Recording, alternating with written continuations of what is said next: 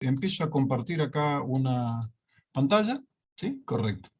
¿Te habilitó, no es cierto, Néstor? Sí, profe, perfecto. Bien, bien, bien, bien.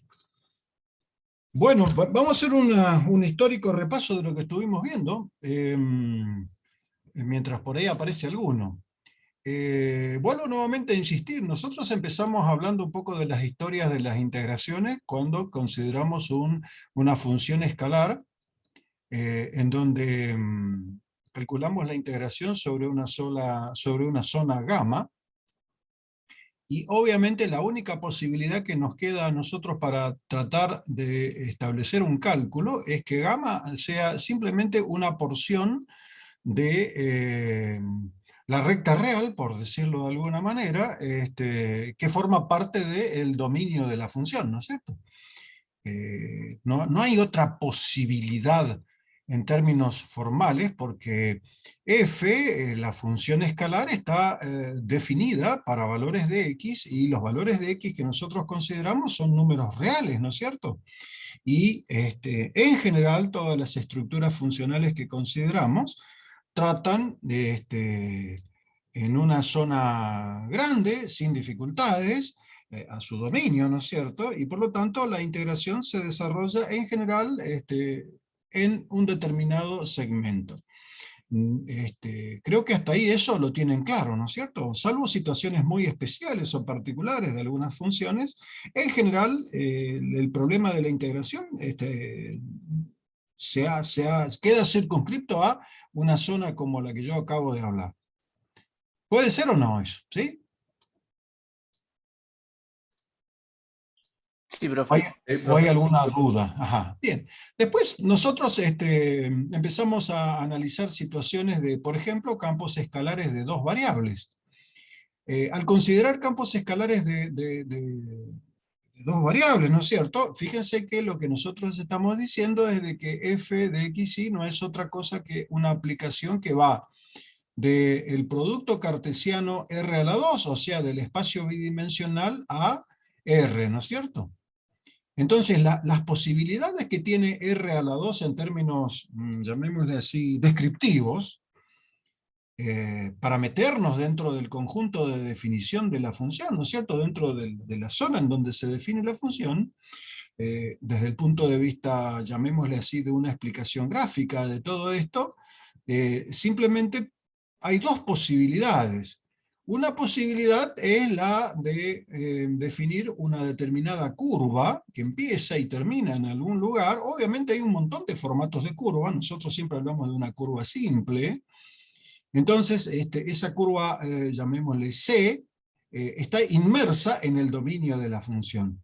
Entonces, el problema de la integración simplemente queda ensartado o enganchado a las posibilidades de describir a la curva de alguna manera, ¿no es cierto? Y la mejor manera que hemos descubierto para describir una curva es mediante una aplicación de una función vectorial. Nosotros estamos diciendo que, por ejemplo, R de t es igual a una cierta X de t como primer componente y una Y de t como segunda componente, y decimos que una función vectorial describe a la curva C. En otras palabras, lo que estamos diciendo es de que hay una entidad vectorial que la podemos marcar de esta manera, y decimos que R no es otra cosa que algo que nace en el origen de coordenadas y muere, por decirlo así, sobre un punto de la curva C, ¿no es cierto? O bien, como por ahí aparece en alguna nomenclatura, expresamos a x de t por el versor y más y de t por el versor j, y decimos entonces que la curva C queda descrito siempre y cuando la variación de t esté inmersa dentro de una determinada zona, que, bueno, por ejemplo, la describimos como desde t sub 0 hasta un cierto t sub 1, ¿no es cierto? No siempre eso es una cuestión simple de describirlo, ¿no es cierto? Pero en líneas generales, la integral que se puede desarrollar bajo estas condiciones sobre los puntos de una curva C de una función de dos variables, se va a describir como una integral sobre la curva C de f de xy, que es nuestra función, y voy a considerar un elemento de curva. Ahora, como nosotros a la curva la tenemos descrita en términos de la variable t, a través de las ecuaciones paramétricas que describen a los pares ordenados x, y de la curva, utilizando a x como función de la variable t y a y como función de la variable t, me permiten a mí desarrollar o resolver esta curva como una integración dentro del ámbito de la variable t, desde t sub 0 hasta t sub 1, ¿de quién? De f, obviamente, de x de t y de t, y acá el elemento de curva queda descrito en términos del elemento de t, con la relación de x' cuadrado más y' cuadrado, raíz cuadrada, diferencial t. Concretamente, así lo resolvíamos. ¿Eso les quedó claro a ustedes con respecto a una idea de una integral curvilínea de un campo escalar, donde estamos tomando una curva C dentro del dominio de esa función, de ese campo escalar, ¿no es cierto? ¿Eso les quedó claro a ustedes? Les aclaro de que no estoy hablando del significado que tiene o qué interpretación le estamos dando a esto, simplemente estamos hablando de las posibilidades de un cálculo integral, ¿no es cierto?, bajo las condiciones de estar metidos dentro del dominio de la función sobre una curva. ¿Alguna pregunta sobre esto?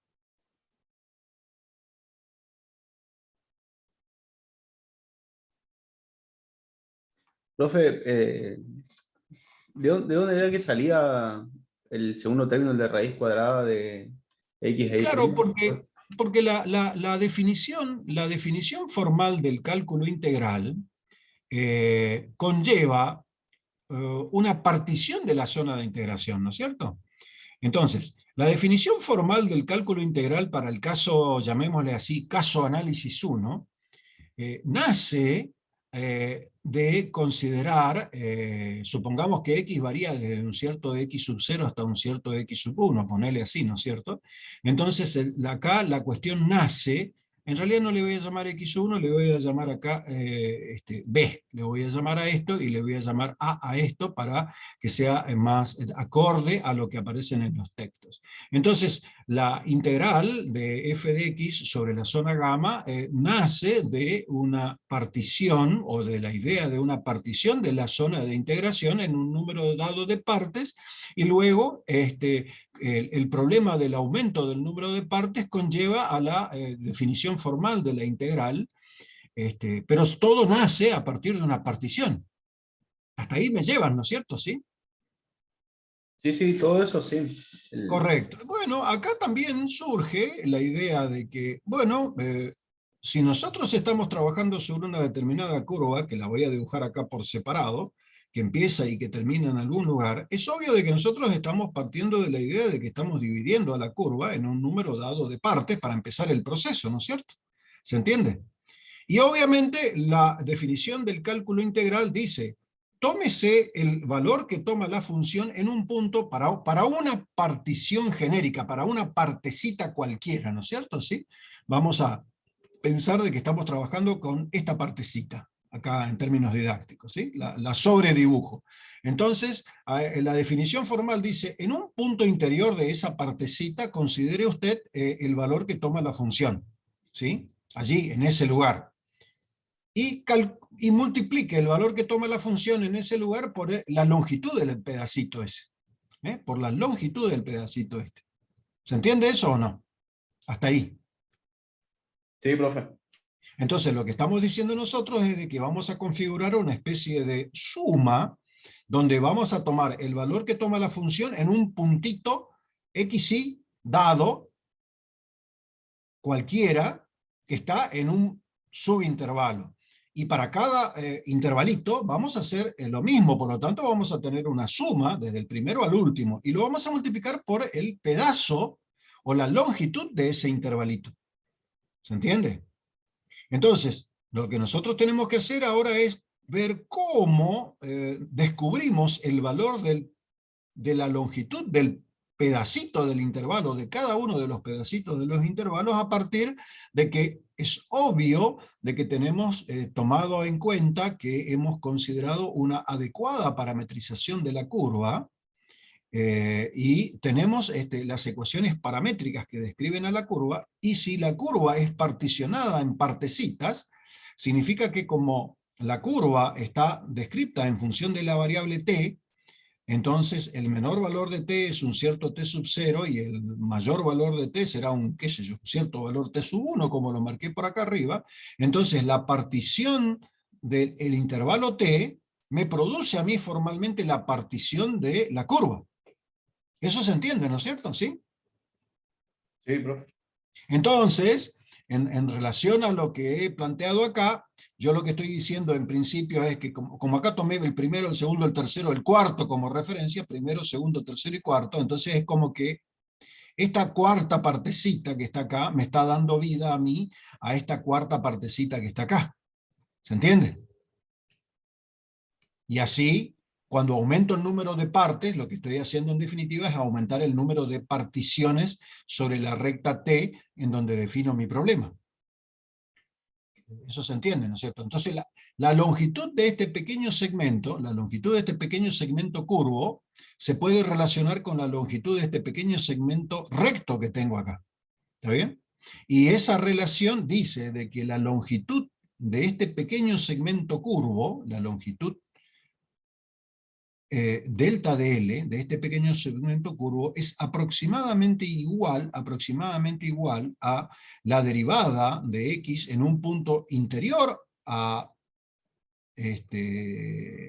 al subintervalito, elevado al cuadrado, más la derivada en un punto interior a ese pequeño intervalito elevado al cuadrado, raíz cuadrada, delta de t.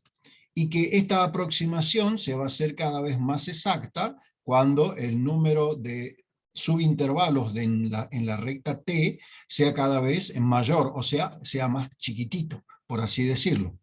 ¿Se entiende? Y de ahí que surge de que el elemento de la curva está en relación con el elemento de la variable t en términos del factor, llamémosle así, que correlaciona y da el valor exacto, que es este factor multiplicador que tengo acá. Obviamente yo no demostré nada de eso hasta ahora. En la clase lo he planteado. Yo simplemente estoy recordando esta situación. ¿Se entiende hasta ahí o no? Sí, está, profe. ¿Está bien? De hecho, la aplicación del teorema del valor medio a estas relaciones funcionales, el teorema del valor medio, conduce, la aplicación de ese teorema del valor medio conduce a esta condición que está acá. ¿Está bien? Eso es lo que surge, ¿no es cierto? ¿Ven? Bueno, hablando en la descripción que estamos planteando acá, si nosotros tenemos un caso particular de que nuestro campo escalar f de xy es igual a una constante y vale siempre 1, tomemos como situación particular, ¿no es cierto? Entonces la integral sobre la curva c de la constante 1, elemento de curva, integral doble escribí, perdón, es integral simple, la nomenclatura que utilizamos es la de una sumatoria simple sobre la curva c de 1 por el diferencial de L, me va a dar a mí la longitud de la curva. C. ¿Se entiende lo que estoy diciendo? O sea que la longitud de la curva C formalmente será la integración entre t sub 0 y t sub 1 de x' cuadrado más y' cuadrado raíz cuadrada diferencial t. ¿Está bien? ¿Se entiende? Esto es un caso particular. Cuando mi campo escalar es siempre una constante, como situación particular, entonces la integración de ese campo escalar constante igual a 1 sobre una curva describe formalmente una interpretación geométrica que me da la longitud del arco de curva. ¿Está bien? Entonces de ahí es que por ahí puede aparecer que alguien les pregunte a ustedes, dada la curva, por ejemplo, definida por qué sé yo, vamos a tomar un caso simple, la curva definida por una forma del tipo polinómica,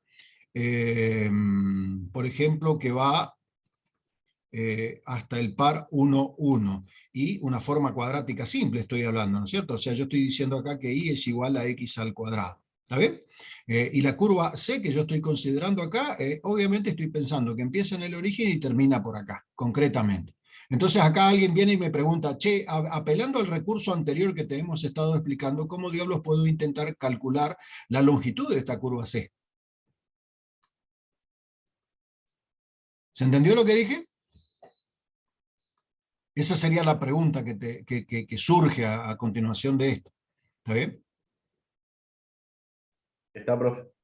Correcto. Entonces, obviamente acá la curva C tiene una naturaleza muy simple, de que está constituida por los pares ordenados x y y, tal que y es igual a x al cuadrado, y que 0 es menor o igual que x, menor o igual que 1, como elemento descriptivo simple, en razón de que es más fácil tomar a x como la variable que me describe toda mi problemática, ¿no es cierto? Porque ¿para qué voy a utilizar otra letra que no es la misma x, que es la que me describe mi problemática?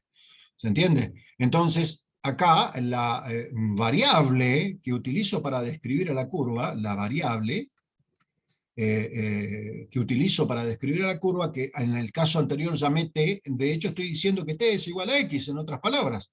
¿Se entiende? En otras palabras, lo que estoy diciendo acá, que las ecuaciones paramétricas que plantean el tema hacen de que mi x de t sea igual a t, ¿se entiende? Y que mi y de t sería igual a t cuadrado. ¿Se entiende? Pero como t es igual a x, esto es exactamente lo mismo que decir que y es igual a x al cuadrado.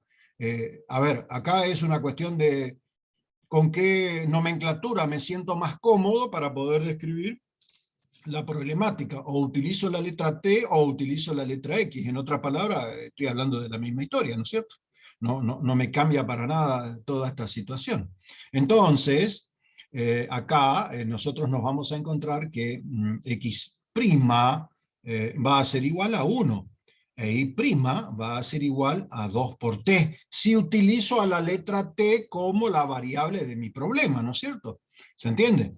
Entonces, la longitud de este arco de curva, la longitud formal del arco de curva, la longitud de C, la longitud de C establecida acá en mi gráfico va a ser simplemente a la integral entre 0 y 1, que es el intervalo de validez de mi variable. ¿De quién? De x', que vale 1, más y', que vale 2t, todo elevado al cuadrado. 1 elevado al cuadrado lo escribo por razones simbólicas, nada más para ajustarme a la formulación de mi problema, ¿no es cierto?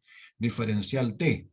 Entonces esto, que está acá, me va a dar a mi vida a la integración entre 0 y 1 de 1 más 4t cuadrado, raíz cuadrada, diferencial t. Bueno, obviamente que tendré que buscar cuál es la formulación que me produce a mí la primitiva de esto, porque puedo encontrar la primitiva. Simplemente me doy vuelta, meto la mano atrás de mi biblioteca, saco un manual de tablas y fórmulas para no andar peleándome con métodos de sustitución y ese tipo de cosas. Voy, busco, ya que estoy acá ya tratando de resolver este problema, y descubro por allí alguna formulita que me va a servir de la integración. Acá la tengo, la integración que tengo yo acá dice, mi manual de tablas y fórmulas habla de la integración de x al cuadrado más a al cuadrado, raíz cuadrada, diferencial de x, y esto es igual, a todo un despelote que está escrito acá, y esto es igual a x por x al cuadrado más a al cuadrado raíz cuadrada, dividido 2 más a al cuadrado sobre 2 por el logaritmo natural de x más x al cuadrado más a al cuadrado raíz cuadrada. Bueno, yo no tengo la culpa que la tabla me proponga una formulación de esta naturaleza, ¿no es cierto? Pero se dieron cuenta de lo que yo hice, ¿no es cierto? O sea, a mí alguien me consultó de que calcule la longitud de una curva dada por la relación esa que está acá, y esto que lo estoy pintando un poco en verde, lo saqué de un manual de tablas y fórmulas. Bueno, ya está, lo saqué de un manual de tablas y fórmulas. Es obvio de que tendré que considerar acá, adecuar mi formulación, ¿no es cierto? Porque mi formulación no es exactamente igual a lo que yo tengo acá. De hecho, acá yo puedo escribir la integración entre 0 y 1 de 1 más, y acá yo puedo escribir así, u cuadrado, raíz cuadrada, y decir que u es igual a 4 veces, perdón, u es igual a 2 veces t. A ver, si no me falla mi situación, ¿no es cierto? Entonces, me voy a encontrar acá que acabo de declarar que u cuadrado es 2 veces, es 4t cuadrado, por lo tanto u es 2t cuadrado, por lo tanto acá me queda que la expresión de u es igual a 2 por dt. ¿Se entiende? Por lo tanto, acá voy a sustituir el dt por lo que corresponde, que va a ser un du sobre 2. ¿Quedó claro? Ahora bien, fíjense que yo hice una sustitución, por lo tanto, yo tengo que tener en cuenta de que los extremos de integración cambian también bajo esta condición, y noten ustedes acá que cuando t es igual a 0, u va a ser igual a 0.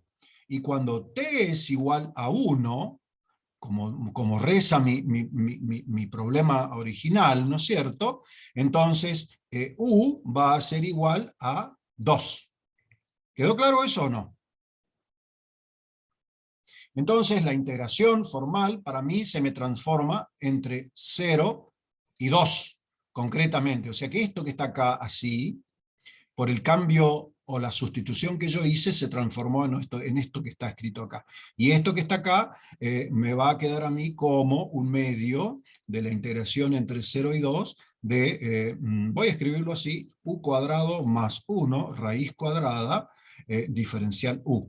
Y ahora sí yo puedo aplicar la formulación de arriba, porque en la formulación de arriba yo tengo que la letra A se condice con el número 1, ¿no es cierto? Quedó claro, ¿no es cierto? La letra A se condice con el número 1 y por lo tanto puedo escribir en la formulación de arriba todo el despelote ese que está ya escrito, ¿no es cierto? O sea que esto va a ser igual a un medio que multiplica a todo el lío ese que está escrito ahí, y eso me va a dar a mí la forma u por, quiero decir, u cuadrado más 1 al cuadrado, lo voy a escribir así para que vean que estoy utilizando eso, dividido 2, más a cuadrado, que o sea es 1 al cuadrado, dividido 2 por el logaritmo natural de u más u cuadrado más 1 al cuadrado raíz cuadrada.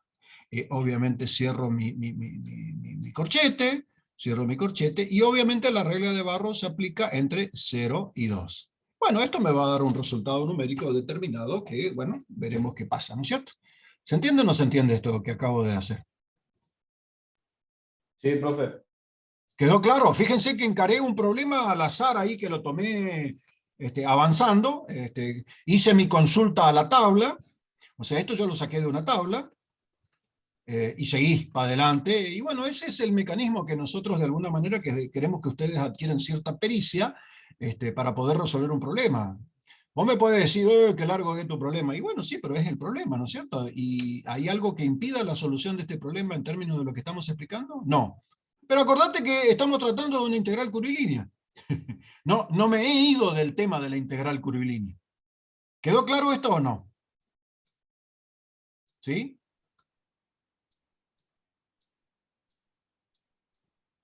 ¿Consultas hasta Profe, acá? Sí, escucho. ese valor de la longitud de la curva, Sí, también el valor que adquiere, que toma ese escalar que sale ahí de resultado, sí. también corresponde con el área que queda entre un plano de z igual a 1 y la curva. Claro, exactamente. Esa es otra forma de ver algo tal cual lo que estás diciendo vos. O sea, en este caso particular, diríamos así, extendiendo la idea de las interpretaciones, como vos bien lo estás indicando, yo estoy diciendo Z, estoy indicando acá X, estoy indicando acá Y, estoy marcando a la curva esa que he considerado acá, C, ¿no es cierto?, concretamente, y obviamente, como vos bien lo has dicho, vamos a marcar por acá ese plano de Z igual a 1, lo vamos a dibujar acá así, vamos a ver qué tal sale el dibujo, ¿no es cierto? Así, ese plano Z igual a 1, ¿no es cierto? O sea que acá yo tengo la cota Z igual a 1, igual a f de xy, igual a 1. ¿Quedó claro eso, no es cierto? Entonces, el valor que toma la función en el origen de coordenadas se trata de, obviamente, la cota 1. Vamos a dibujarla acá con un colorcito distinto, ¿no es cierto? Y el valor que toma la función en este punto también vuelve a ser la cota 1, así que me lo imagino más o menos que está por acá. Entonces, de alguna manera, hay una especie de copia de la curva arriba sobre el plano, ¿no es cierto? Y como vos bien lo estás indicando, si lo pinto formalmente, esa longitud coincide con el área de esa pared que queda conformada que va sobre la curva C desde 0, 0 hasta 1, 1. Tal cual como vos lo dijiste. ¿Puede ser o no? Sí, sí. Como Perfecto, 1 es perfecto. mayor que 0, ahí sería Z siempre mayor que 0 sobre la curva. Por eso Claro, de claro, un porque área. si no, no podríamos hablar de un área, ¿no es cierto? Siempre estamos hablando de la condición de que f de xy tiene que ser positiva, ¿sí? En este caso vale 1. Simplemente la tomé así como 1, ¿no es cierto? ¿Sí? ¿Se entiende? ¿Quedó claro o no?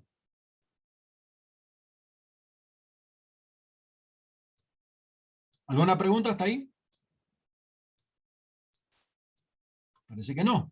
Bueno, obviamente, fíjense que el despiole que hicimos, tomando en cuenta nada más que dentro del dominio del campo escalar, nosotros consideramos una curva C. Ahora, dentro del dominio del campo escalar de dos variables, dentro del dominio del campo escalar de dos variables, tenemos otra posibilidad de tomar una zona.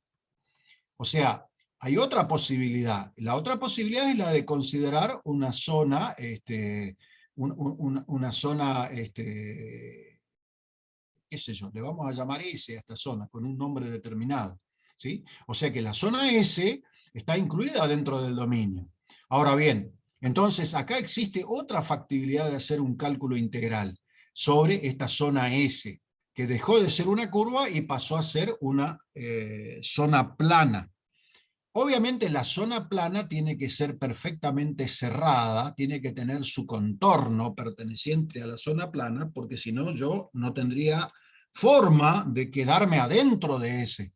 Yo siempre estoy metido dentro de ese hasta sus bordes. Y obviamente tiene que ser tiene que ser finito, ¿no es cierto? Tiene que estar acotado eso, ¿no es cierto? Queda claro, o sea que ese se trata de una zona perfectamente delimitada de alguna manera y por un contorno fácilmente conocible y está acotada, no es una zona extensamente, infinitamente grande. Entonces, acá se describe el problema de la integración sobre S, de ese campo escalar f de xy, elemento de S. Y todo esto surge de, nuevamente, el concepto de la integral. Fíjense que el concepto de la integral vuelve nuevamente a ser el mismo del cual habíamos tomado en principio. En análisis 1 habíamos dicho, particionemos a la zona de integración que es gamma, que es un segmento de recta, en un número determinado de partes y empecemos a laburar. Luego, en una curva, particionemos a la curva en un número dado de pedazos y empecemos a laburar. Y bueno, acá no me queda otra vuelta, es decir, particionemos a la zona S en un número dado de partes.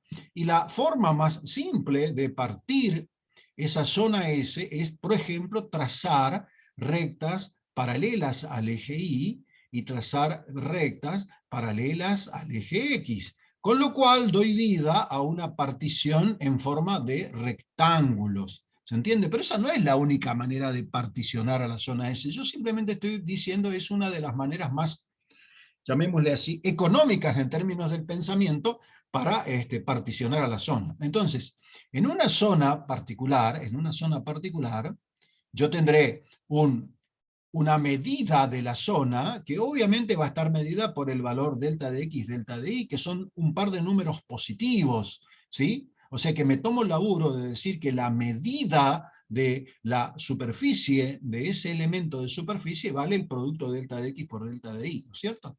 Y voy a tomar en un punto cualquiera, interior, incluso puede ser parte del borde, el valor que toma la función en un punto interior, y lo voy a multiplicar por el delta de X, y lo voy a multiplicar por el delta de Y, y voy a establecer una sumatoria. Y luego voy a mirar a ver qué es lo que pasa con la sumatoria cuando el número de partes tiende a ser cada vez más grande, infinitamente grande. Si eso tiende a converger a un determinado valor, ese valor se corresponde con la integral doble de esa función sobre, sobre toda la zona S. ¿Se entiende? Ahora bien, se puede demostrar,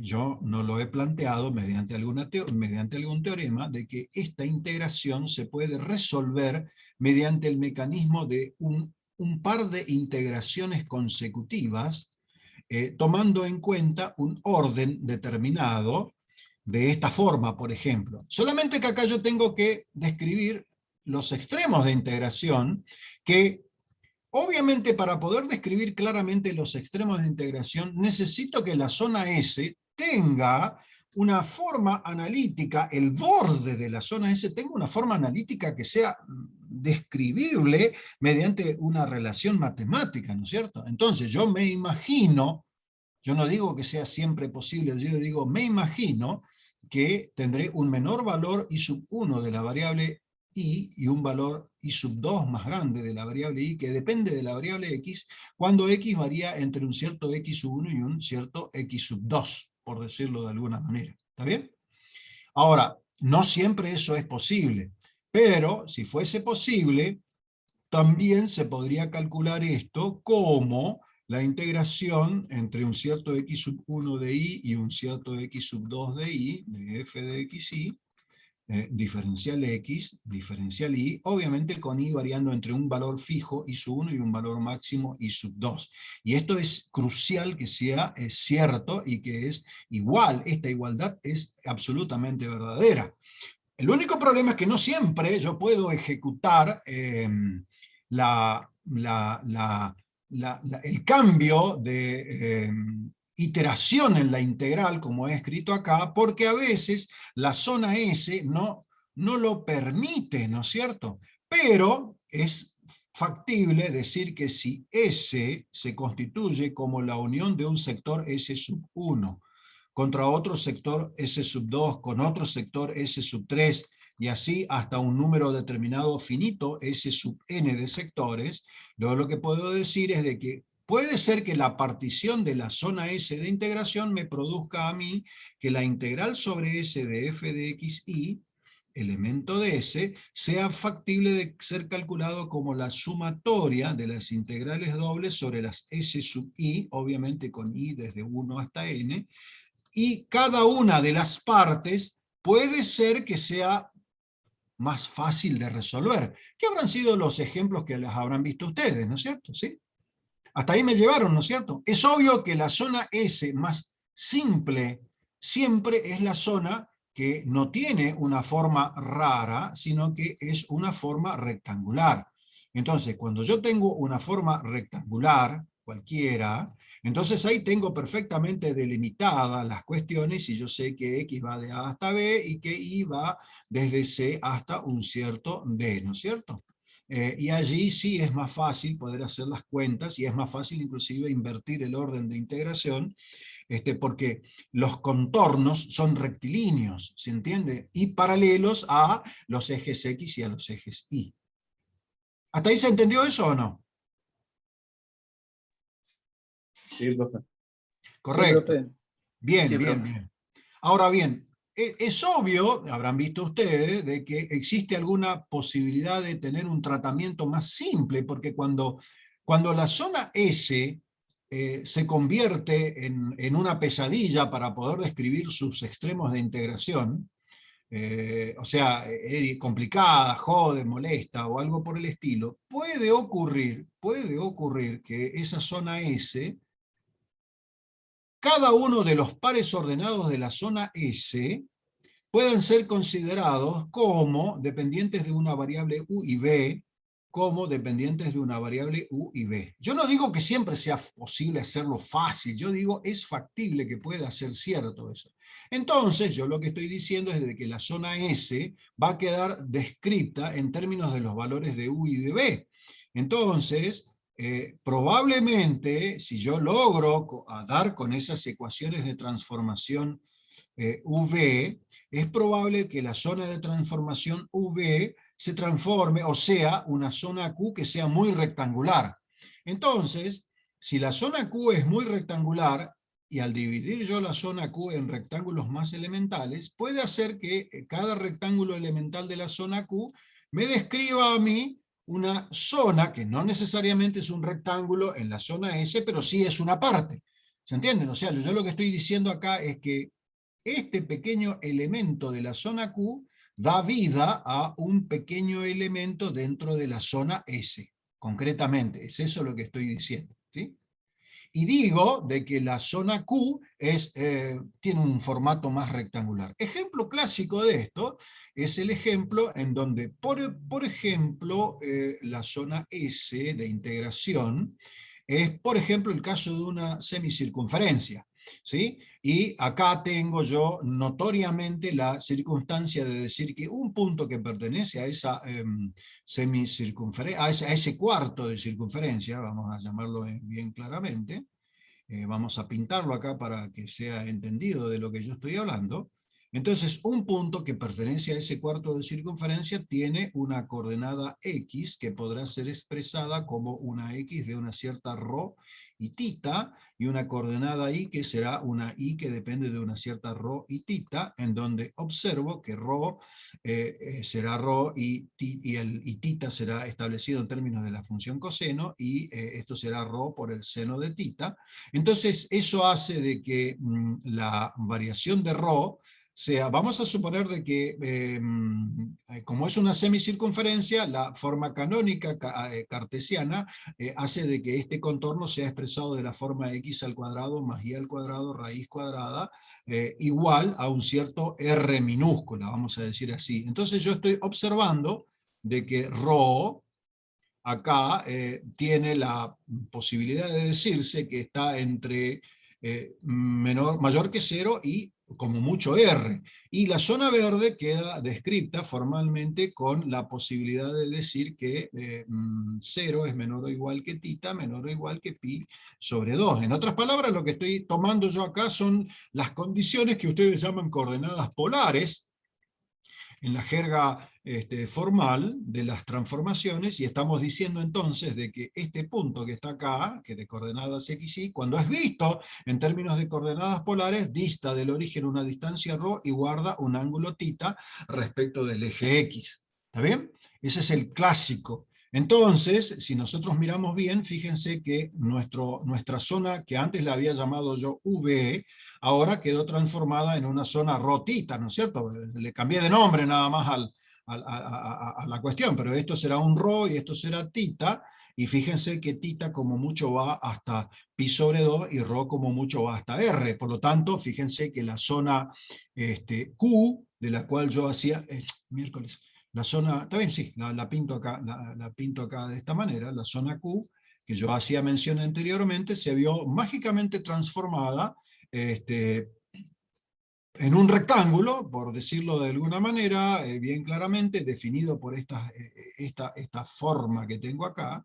¿Está bien? Un rectángulo definido por esta forma que está acá. Entonces, si nosotros tenemos que calcular la integral doble sobre la zona S de ese campo escalar f de xy, elemento de S, si apelo a las ecuaciones de transformación, será lo mismo que calcular la integral doble sobre Q.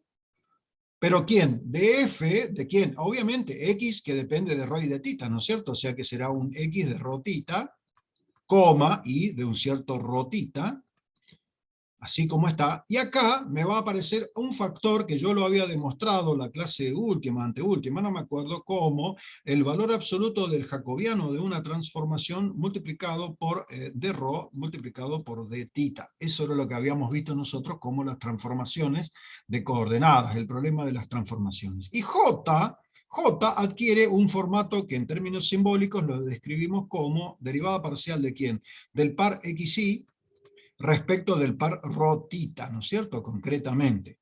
Y noten ustedes que esto es, en términos formales, expresado como un determinante en donde aparece la derivada parcial de x respecto de ρ, la derivada parcial de x respecto de θ, la derivada parcial de y respecto de ρ, y la derivada parcial de y respecto de θ, y esto que está acá para las ecuaciones de transformación que tenemos, fíjense que será la derivada parcial de x respecto de ρ va a ser igual a coseno de θ, la derivada parcial de x respecto de θ igual a menos ρ por el seno de θ, la derivada parcial de y respecto de ρ es seno de θ, y la derivada parcial de y respecto de θ es igual a ρ por el coseno de θ, término determinante, y esto que está acá, fíjense que es el primero, es la diagonal primero, esta diagonal primera que está acá, sí, me va a dar a mi vida a un ρ por un cos cuadrado de θ, más me va a quedar acá cuando plantee la otra, porque me cambia el signo, y esto va a ser un ρ por un sen cuadrado de θ, y esto que está acá simplemente va a ser igual a, ¿cómo es? Ρ. ¿Está bien? Ahora, la norma, el valor absoluto del jacobiano va a ser entonces, para este caso particular, el valor absoluto de ρ. Pero como ρ es un número positivo, el valor absoluto de ρ sigue siendo ρ, y por lo tanto, para el caso de las transformaciones de coordenadas de cartesianas a polares, transforma mi problema sobre Q de f vamos a escribir así, ρ coseno de θ, ρ seno de θ, por ρ por d ρ por d θ, sobre una zona rectangular Q. Eso era lo que habíamos visto a modo de resumen la vez pasada. ¿Puede ser o no? Hasta ahí. Sí, sí. Sí, profe. Perfecto, perfecto, perfecto. Obviamente esto es un resumen relativamente pormenorizado, pero en modo fast, ¿no es cierto? Bien. El tema se agotó acá virtualmente, y ahora obviamente aparecen, por ejemplo, funciones de 3 variables. ¿Sí? Y si aparecen funciones de 3 variables, dentro del dominio de estas funciones de 3 variables, aparece la factibilidad de describir dentro del dominio, fíjense que el dominio pasa a ser tridimensional, dentro de ese dominio puedo describir una curva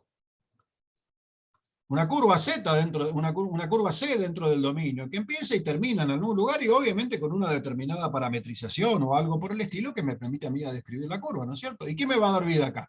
A la integral sobre la curva C, obviamente de este campo escalar de 3 variables, que tendrá un tratamiento de una naturaleza similar, ¿no es cierto?, a lo que habíamos estado planteando anteriormente para el caso de 2 variables.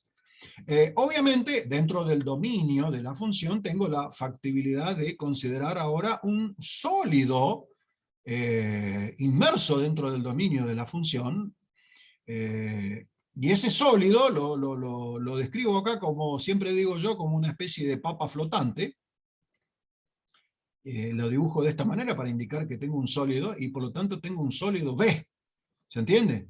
Y ese sólido B obviamente tiene que ser acotado y perfectamente descripto sus contornos, y obviamente esto me da vida a algo que formalmente se corresponde con la integral triple sobre el sólido B de f de x y z, elemento de volumen. ¿Se entiende? ¿Queda claro o no? Fíjense que este es un caso particular donde si f de x y z es igual a la constante 1, entonces, si pasa eso, la integral sobre b de la constante 1, elemento de volumen, coincide con el volumen de b. ¿Se entiende o no? ¿Sí? Coincide con el volumen de b. ¿Quedó claro eso o no?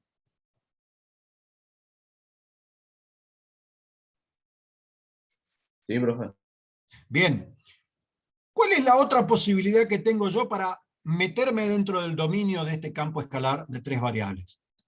Fíjense, consideré una curva, consideré un sólido. ¿Y qué me está quedando? Que considero una superficie allí dentro de ese campo, dentro del dominio de ese campo, ¿no es cierto? ¿Sí? ¿Se entiende? Una superficie. Entonces, esa superficie obviamente es algo que lo puedo describir como gráficamente algo que está por acá. ¿Sí? Esa superficie. ¿Se entiende? Esa superficie, S, que la llamo acá, obviamente que está descrita por una relación matemática que no tiene que ser otra cosa que una simple g de xy.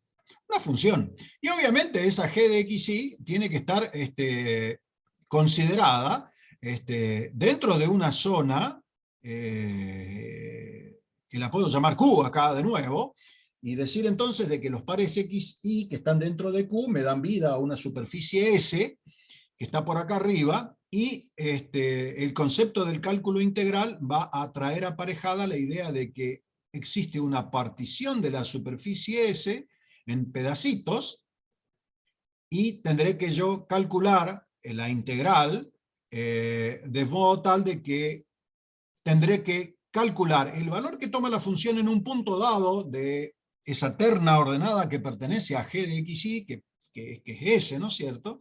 Y multiplicarlo por la medida del área de esa zona, por la medida del área de esa zona, ¿sí? Entonces, ese cálculo integral conlleva a la dificultad de saber calcular cuánto vale el área de esta pequeña zona que está acá. Entonces, el secreto está en decir, bueno, como tengo que hacer una partición, ¿qué les parece si hago una partición de la zona de abajo? Y si hago una partición de la zona de abajo en pequeños rectángulos, al hacer la partición de la zona de abajo en pequeños rectángulos, esto me da vida a mí a una partición de la zona de arriba, diciéndolo de alguna manera descriptiva, en donde tengo la superficie S, ¿no es cierto? ¿Se entiende?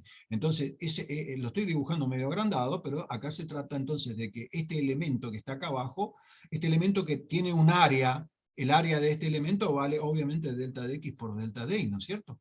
Y me va a dar vida a un elemento que está allá arriba. Entonces yo lo que quiero saber es cuánto diablos vale la medida de este elemento que se va a hacer delta de s. Y de ahí está que las cuestiones de la matemática me conducen a decir que delta de s va a ser igual a g sub x al cuadrado más g sub y al cuadrado más 1 raíz cuadrada por delta de x delta de y. En otras palabras, cuando más pequeña sea la partición sobre Q, me voy a encontrar que esta aproximación que tengo escrita acá se hace cada vez más perfecta. Entonces, la integral que en términos simbólicos la voy a marcar sobre S, de ese campo escalar de 3 variables, elemento de S, se va a poder describir concretamente como la integral sobre Q, que es la madre de mi ubicación, obviamente de f, de x, y obviamente z será g de xy, ¿no es cierto? Eso que debe quedar claro, g de xy. Y el elemento de s se va a transformar en esto que tengo escrito acá arriba, que va a ser otra cosa, no va a ser otra cosa que g sub x al cuadrado, más g sub y al cuadrado más 1, raíz cuadrada, elemento delta de q, vamos a llamarlo así, diferencial de q. Vamos a llamarlo así. O si lo quieren escribir ustedes acá, lo podemos escribir como diferencial x, diferencial y, concretamente. ¿Se entiende lo que estoy diciendo? Y acá, bajo la condición establecida, si f de x, y, z, que yo considero acá es una constante 1, supongamos que sea así, un caso particular, entonces significa de que la integral sobre S de la constante 1, elemento de S, va a ser igual a la integral doble sobre Q de la constante 1 por g sub x al cuadrado más g sub y al cuadrado más 1, raíz cuadrada, diferencial x, diferencial y esto va a coincidir numéricamente con el área de la zona S.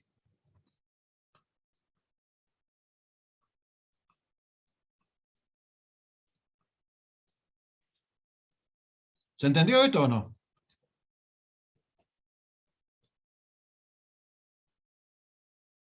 Quedaron anonadados.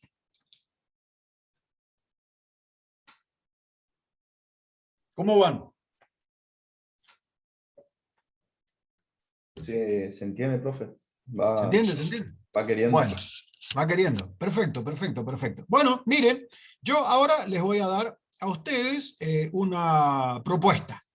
Esto es un resumen de todo lo que vimos hasta ahora, ¿no es cierto? Yo les voy a dar a ustedes una propuesta. La propuesta es la siguiente, y les pido que obviamente la hagan y la calculen, ¿no es cierto? ¿Sí? Que no me pijoteen, ¿no? Vamos a plantear por acá un problema.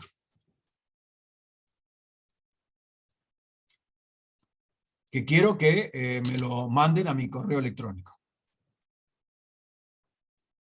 Problema. Tengo una pelota de cuero. ¿Está bien? De 25 centímetros de diámetro. ¿Está bien? Yo quiero saber qué volumen tiene la pelota.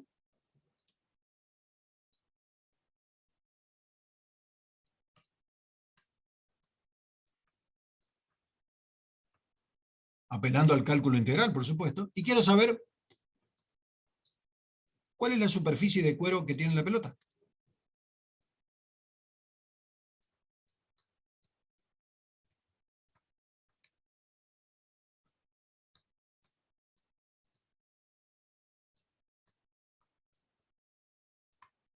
Obviamente apelando al cálculo integral. ¿Qué les parece?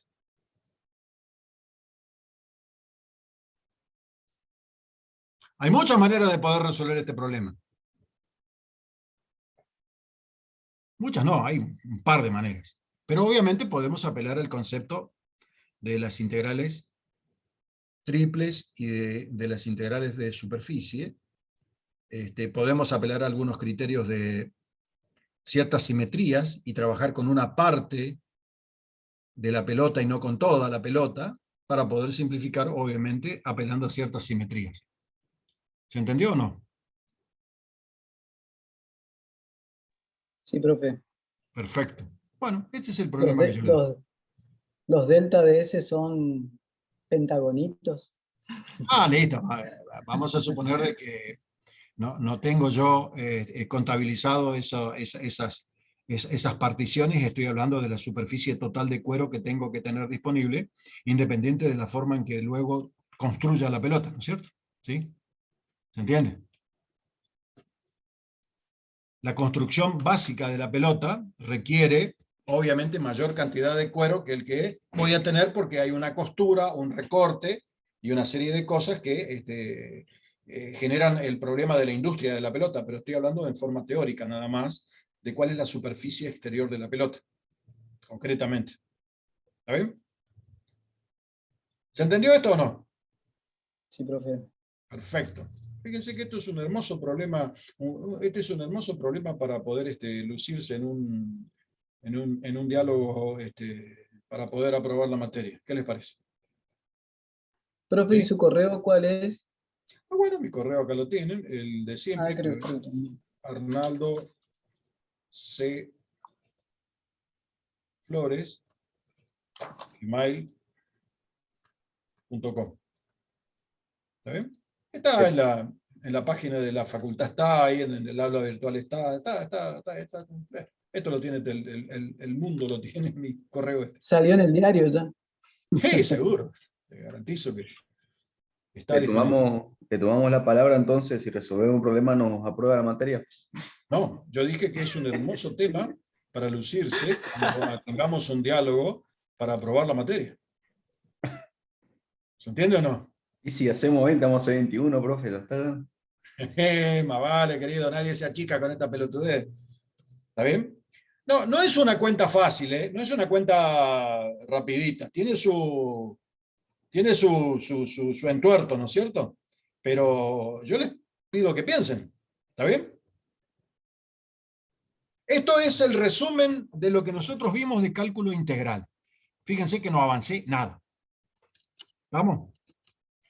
Me voy a... ¿Le podemos poner 24 centímetros, profe, de diámetro o no?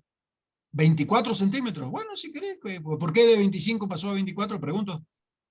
No, porque el radio va a ser 12,5 ahí y después el radio al cuadrado y todas esas cosas. Ah, sí, bueno, está bien, vamos a ponerle el número que quiera. Ponele acá 24, pero en realidad no interesa mucho cuánto es el radio, porque vos al problema lo podés trabajar con un radio genérico cualquiera y extender tu solución a cualquier tipo de pelota, ¿no es cierto? ¿Se entiende? Sí, tiene razón, tiene Sí, razón. digamos, no importa cuánto vale el radio en sí mismo, ¿no es cierto? O el diámetro, o lo que sea, ¿no es cierto? Es más, me parece a mí más útil trabajar en forma simbólica, aceptando conocido el diámetro, y no trabajar con un número particular, ¿no es cierto? Bueno, yo hice mención hace un rato de pucha, pará, que se me achicó esto. Yo hice mención hace un rato de las ecuaciones paramétricas de una curva, ¿sí? Hace un rato hice mención a eso. Bueno. Vamos a empezar acá con formas paramétricas de curva. Es más, ya la estuvieron viendo ustedes, ¿no es cierto? ¿Sí? Y les hago una pregunta. Hago una pregunta. Una preguntita simple. Preguntita de coloquio. Tengo en R a la 2 el par ordenado x1 y 1 y el par ordenado, qué sé yo, x2 y 2. Supuestamente los conozco. ¿Está bien? ¿Cuál es la forma vectorial de la ecuación de la recta, o sea, de la curva, que pasa por esos dos puntos, donde la curva que yo considero es la curva rectilínea? Vamos a suponer que esa es una curva rectilínea. ¿Me entendieron la pregunta? ¿Cuál es la forma vectorial de esa recta? Es obvio de que tengo un sistema de referencias dado, que si yo tendré y por acá, tendré x por acá, en algún lugar está. Empiezo a escuchar propuestas.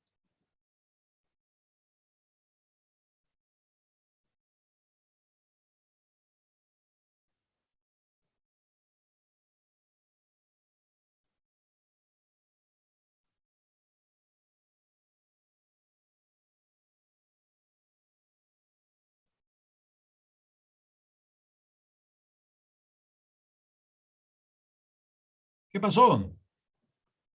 Se cortó la conexión de internet.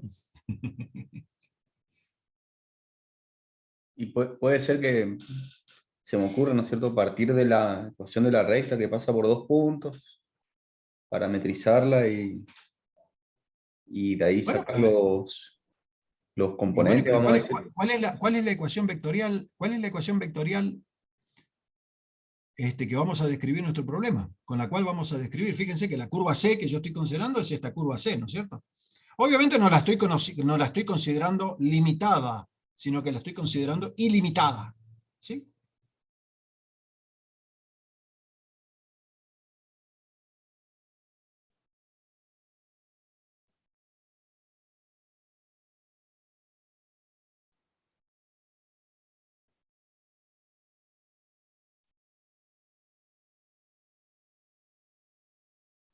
Hoy habíamos hablado de que un par ordenado cualquiera de esta recta, de esta curva, está definido por una x de t y una y de t, ¿sí? Y decimos que r de t es la función vectorial, donde su primer componente es x de t, vamos a escribirla con el versor si quieren, más la segunda componente que es y de t por el versor j, concretamente. O bien, si lo quieren escribir como un par ordenado, esto no es otra cosa que x de t y de t. Porque es una curva la que tengo, ¿no es cierto?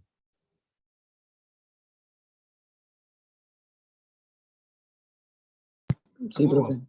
especial. Bueno,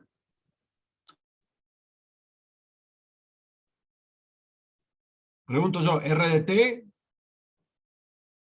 es la entidad vectorial que la estaría marcando yo de esta manera, ¿no es cierto? Acá.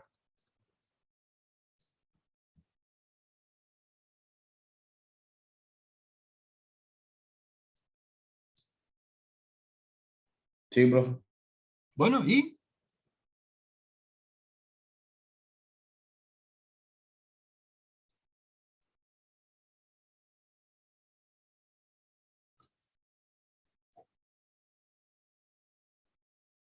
¡Chachán!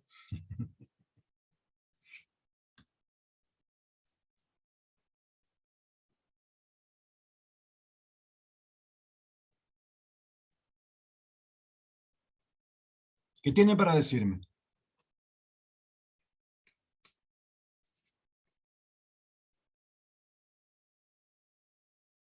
Es evidente que yo estoy diciendo que este par ordenado que está acá es conocido y este par ordenado que está por acá es conocido, ¿no es cierto?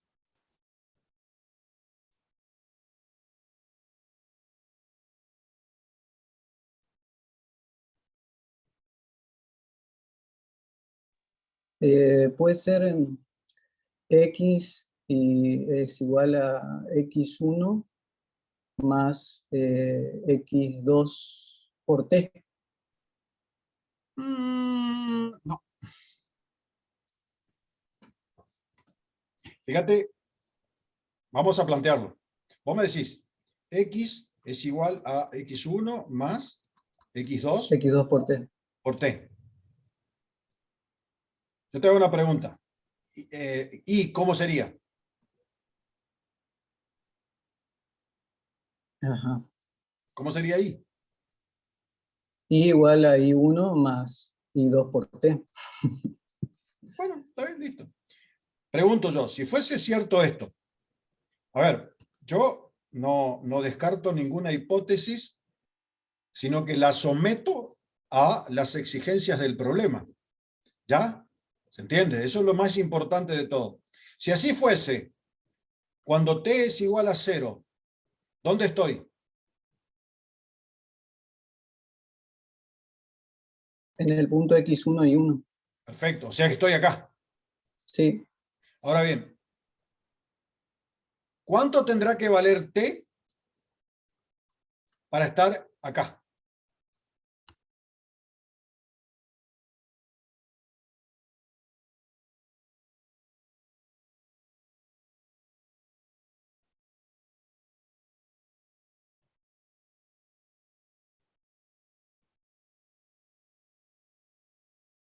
¿Te das cuenta que surge un pequeño problemita?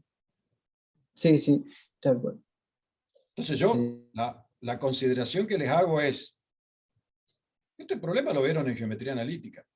Pensar, por ejemplo, en el vector, lo voy a dibujar acá superpuesto para dibujarlo, pensar en el vector superpuesto, descrito de esta manera por, llamémosle así, el vector t. No le vamos a utilizar la letra t porque el vector m. ¿Está bien? El vector m. ¿Cuál es la naturaleza del vector m? ¿Cuál es la forma del vector m? ¿Cuáles son las componentes del vector m?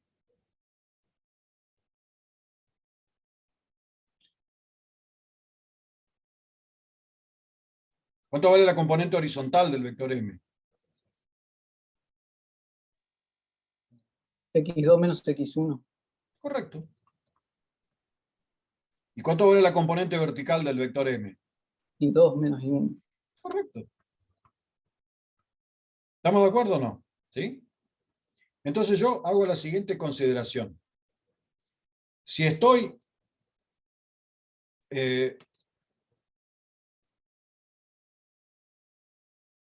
tomando el vector x1 y 1 y le sumo el vector m, ¿no estoy en este lugar?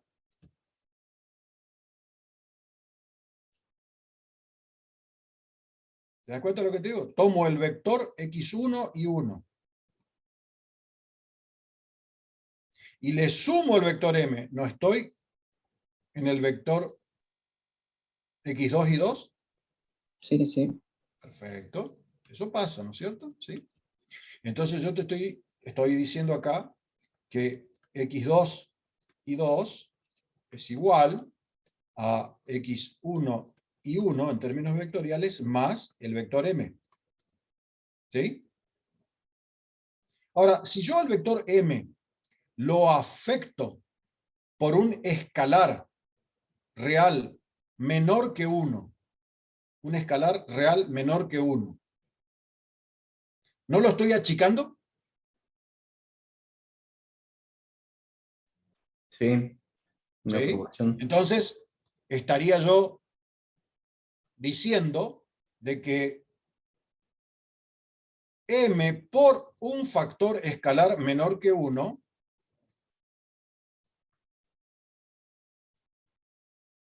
lo voy a llamar t al factor escalar menor que 1, me genera a mí un vector que es este.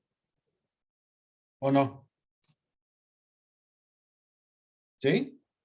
En otras palabras, lo que estoy diciendo es de que el par ordenado xy que pertenece a la curva C es igual a x1 y 1 más un factor t por el vector m. ¿Sí? Donde digo que si t es igual a 0, xy es igual a x1 y 1.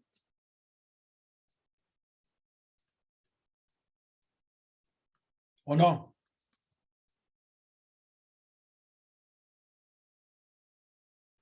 Si t es igual a 1, xy ¿en qué se transforma? X2 y 2. Exacto. Pero si t es mayor que 1, xy se transforma en algo que está por acá. Y si t es menor que 1, menor que 0, perdón, ¿no estoy en un lugar por acá? ¿Acá atrás? Llamándole atrás a esto y llamándole adelante a esto. ¿Sí o no? Entonces, Sí, profe. basándome en esa consideración, digo que los puntos de la curva C, llamada recta que pasa por los pares ordenados x1 y 1, x2 y 2, la recta C, concretamente, será una función del tipo r de t igual a x1 y 1 más t veces la diferencia que hay entre, la voy a escribir simplemente m, sabiendo que m vale esto que está acá, con variación de t que va desde menos infinito hasta más infinito. Y ahí tengo todos los puntos de la recta C, ¿o no?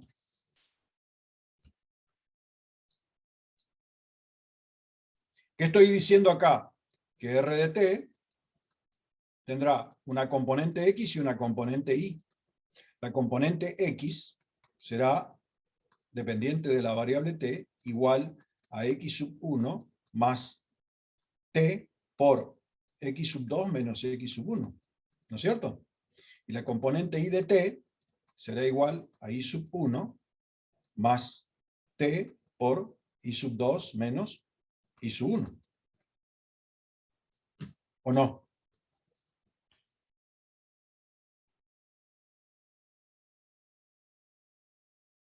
¿Se entiende o no se entiende eso? Sí, profe, perfecto. Perfecto. Acabo de descubrir las ecuaciones vectorial, la ecuación vectorial de una recta en el plano. ¿Podría haber descubierto la ecuación vectorial de una recta en el espacio tridimensional o no, bajo el mismo criterio? En particular, si a mí me hubiese interesado nada más que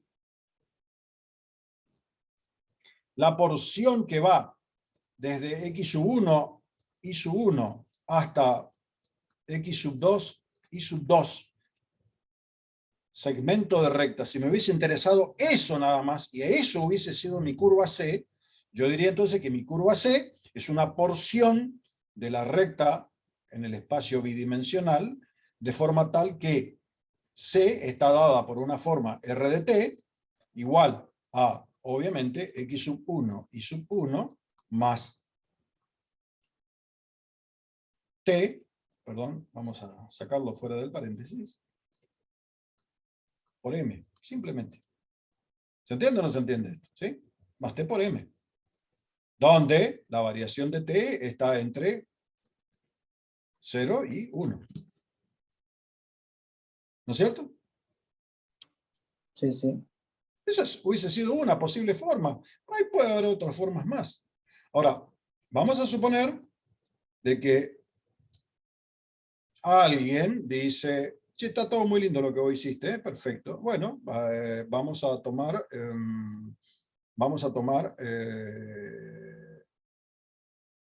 algo un poco más difícil.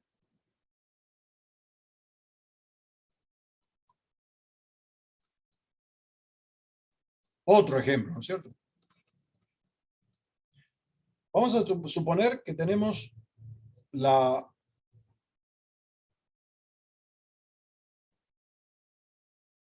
posibilidad de decir que nuestra curva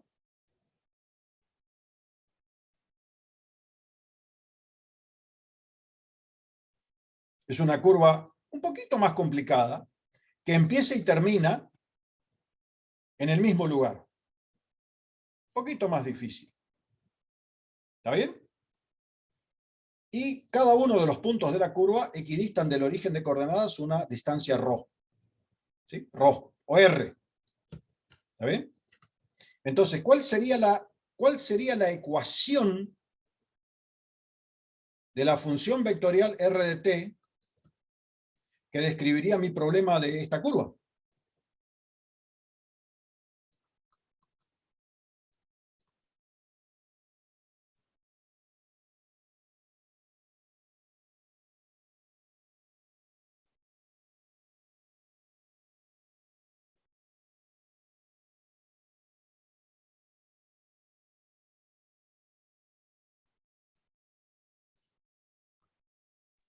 Puede ser x igual a r por el coseno de t, Efectivamente, y r igual a por el coseno de t, primer componente, vamos a sumarle al versor si queremos, más la segunda componente que es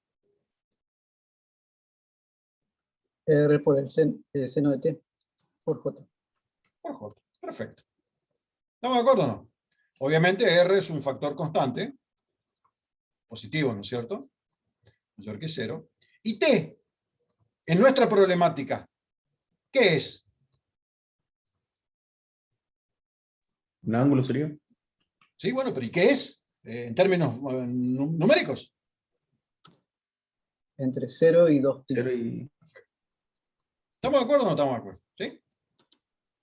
Vamos a suponer de que nuestro objetivo era calcular la longitud de la curva esta. ¿Sí? A modo de ejemplo que estamos planteando, ¿no es cierto? Porque hoy hablamos de longitud de un arco de curva, ¿no es cierto? ¿Sí? Entonces, ¿qué tenemos acá? Que x de t es igual a x sub 1 más t que multiplica a x sub 2 menos x sub 1, de acuerdo a la constitución analítica que planteamos nosotros, y habíamos dicho que y de t era igual a y sub 1 más t por y sub 2 menos y sub 1, ¿sí? Y obviamente la variación de t que dijimos estaba entre 0 y 1. ¿Está? Entonces, la longitud de esta curva, ¿por quién esta va a estar dada? Por la integración entre 0 y 1, ¿de quién? De x' al cuadrado más y' al cuadrado, raíz cuadrada, diferencial de t, ¿o no? ¿Qué era la formulación que teníamos allá arriba, te acuerdan? Sí, sí. Bueno, ya tengo ya acá esto, listo, veamos qué pasa. Bueno, x', ¿a qué va a ser igual? Obviamente la derivada de x respecto en el primer sumando es nulo, y la derivada en el segundo sumando está la variable por la constante, y me va a quedar simplemente la constante, ¿no es cierto? Sí. x2 menos x1. Y' obviamente tiene la misma naturaleza. Al Bueno, cuadrado. entonces esto que está acá me va a quedar claro, va a estar al cuadrado adentro, y esto que está acá va a ser igual a la integración entre el 0 y 1, ¿de quién? Y bueno, x sub 2 menos x sub 1 elevado al cuadrado, que se supone que es un número que lo conozco, más y2 menos y1 elevado al cuadrado, raíz cuadrada, diferencial t, y esto que está acá va a ser igual a x sub 2 menos x sub 1 al cuadrado, raíz cuadrada, perdón, así, al cuadrado, más y sub 2 menos y sub 1 elevado al cuadrado, por 1 menos 0, ¿no es cierto? ¿Queda claro? O sea, por 1. ¿Sí o no? ¿Sí? Y esto que está acá, ¿no es la longitud del segmento este que está acá? Que ya le sabemos ya, fíjense. No aplicamos el teorema de Pitágoras acá formalmente. ¿Eh? Sí, el cuadrado de los catetos. En el cuadrado de los catetos. ¿Sí? ¿Se entiende, no es cierto? Bueno, miren, ahora acá. Acá me interesaba calcular la longitud de esta curva que está acá, ¿no es cierto? Y bueno, la longitud de esta curva me va a dar a mí, bueno, x' de t va a ser igual a menos r por el seno de t, ¿no es cierto? Y prima de t va a ser igual a r por el coseno de t. Bueno, la longitud va a estar dada por la integral entre 0 y 2pi. ¿De quién? Y bueno, de x' cuadrado, que va a ser r cuadrado seno cuadrado de t, el signo negativo ya no lo escribo porque ya se fue, más r cuadrado por el coseno cuadrado de t, raíz cuadrada, diferencial de t, y esto que está acá será igual a r integral entre 0 y 2pi del diferencial de t, por las razones trigonométricas que ya son evidentes en sí mismas. ¿Y esto qué es? ¿A qué es igual? Y bueno, esto es igual a 2 por pi por r. ¿O no es igual a la longitud de la circunferencia de radio r? Esto. ¿Sí? ¿Se entiende? Sí, profe. Perfecto. Bueno, basándome en esto, ahora yo les voy a pedir lo siguiente. Problema para arnaldocflores@gmail.com. ¿Estamos? Tengo un rollo de cinta. Marca 3M. ¿Está bien? Una cinta para pegar papelito. ¿Sí? ¿Dónde? La cinta, que la compro en la librería, tiene un cartón interior y la cinta enrollada alrededor de ese cartón. ¿Sí? Vamos a decir que acá tengo la colita esa que viene con el adhesivo que no se pega para que vos le puedas con la uña levantar y sacarlo, ¿no es cierto? ¿Sí? ¿Estamos de acuerdo o no? La cinta tiene un diámetro interior tomado así con una muy buena aproximación, vamos a tomarlo así de 2 centímetros, ¿sí? 2 centímetros. Y la cinta en su exterior, por decirlo así, tiene, qué sé yo, 5 centímetros. ¿Estamos de acuerdo? ¿Sí? Compré un rollito de cinta Scotch. Y cinta marca Scotch o marca 3M.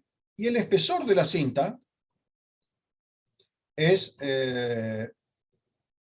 0,15 milímetros. ¿Está bien?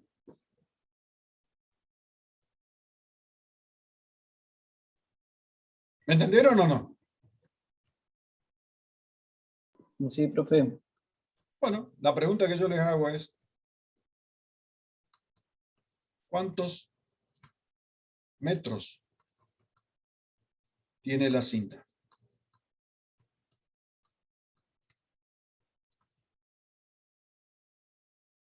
Fácil, fíjate en la caja, el que vende el producto, y en la caja dice cuántos metros de cinta tiene. ¿Se entendió lo que dije o no?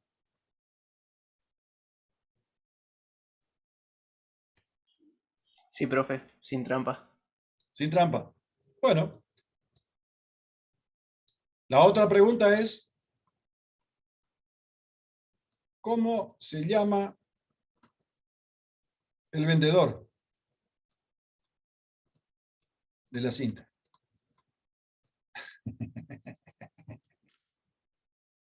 Esa es la difícil. Esa es Ustedes deben sonreírse ahí, ¿no es cierto? Diciendo que es genial el chiste del profe, así entonces me chupan la media.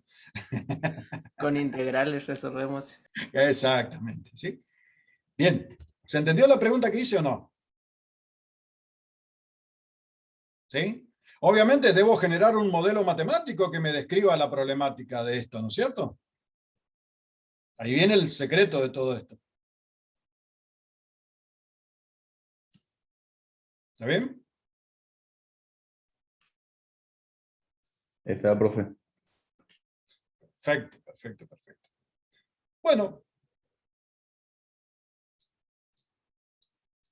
estos son simplemente problemas de aplicación a curvas en el plano. Esto de la cinta marca 3M, evidentemente, como la cinta tiene un espesor o un ancho, yo me puedo olvidar o puedo prescindir de ese ancho, porque en realidad no importa cuánto sea el ancho de la cinta, la longitud total de la cinta va a ser independiente del ancho, por lo tanto puedo pensar que mi problema es un problema bidimensional y no un problema tridimensional. Eso queda claro, ¿no es cierto? ¿Se entiende? ¿Sí? ¿Se entendió? Sí, Sí, profe. profe. Bueno, entonces tenemos el problema de saber qué volumen tiene la pelota de cuero y cuánto cuero se ocupa como mínimo para confeccionar la pelota. Y quiero saber cuántos metros tiene mi cinta métrica, ¿no es cierto? ¿Cuántos metros tiene? ¿Está bien? ¿Cuántos metros tiene en función de los datos que hemos considerado acá? Obviamente tengo que construir algún tipo de modelo matemático para luego producir algún cálculo de longitud de arco de curva en términos de un pensamiento de esta naturaleza o en términos del pensamiento de esta otra naturaleza que estuvimos viendo acá. Obviamente yo me planteé en ejemplos extremadamente simples para poder desarrollar la cuestión. ¿Se entendió o no se entendió? Bien. Un planteo más hago. No mucho más que esto.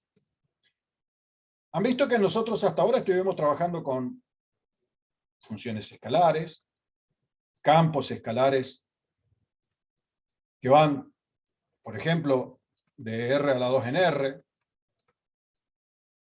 campos escalares que van de R a la 3 en R, o por lo menos una parte de R a la 3, una parte de R a la 2, y hemos analizado un montón de circunstancias, ¿no es cierto? Y en particular nos hemos metido con el cálculo integral, digamos, ¿no es cierto?, sobre estas cuestiones. Y hemos visto distintos tipos de cálculo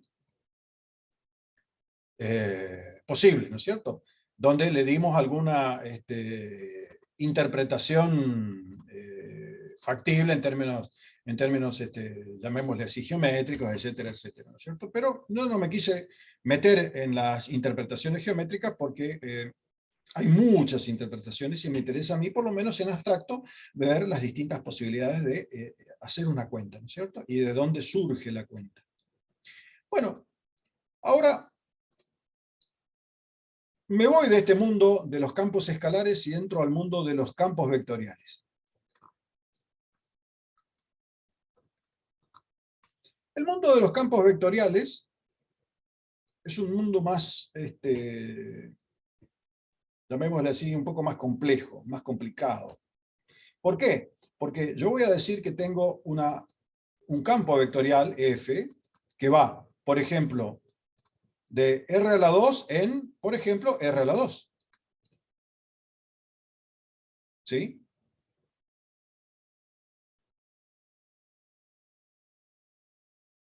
Supongamos que mi campo vectorial, que depende de la variable X y de la variable Y, porque dice que está metido en R a la 2, su dominio, es igual a, y miren, fíjense el ejemplo más desgraciado que te pongo y que te confunde mucho.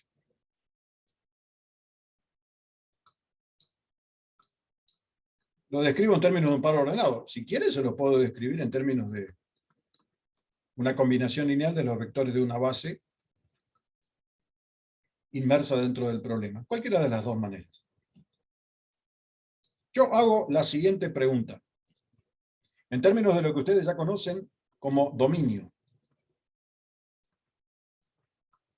¿Cuál es el dominio de este campo escalar planteado en este ejemplo?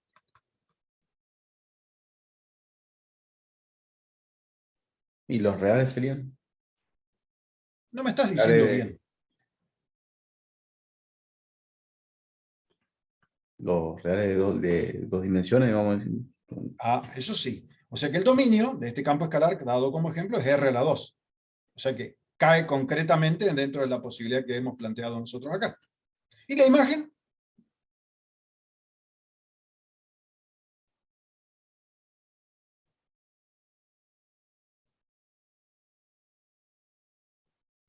De este ejemplo, la imagen de este ejemplo.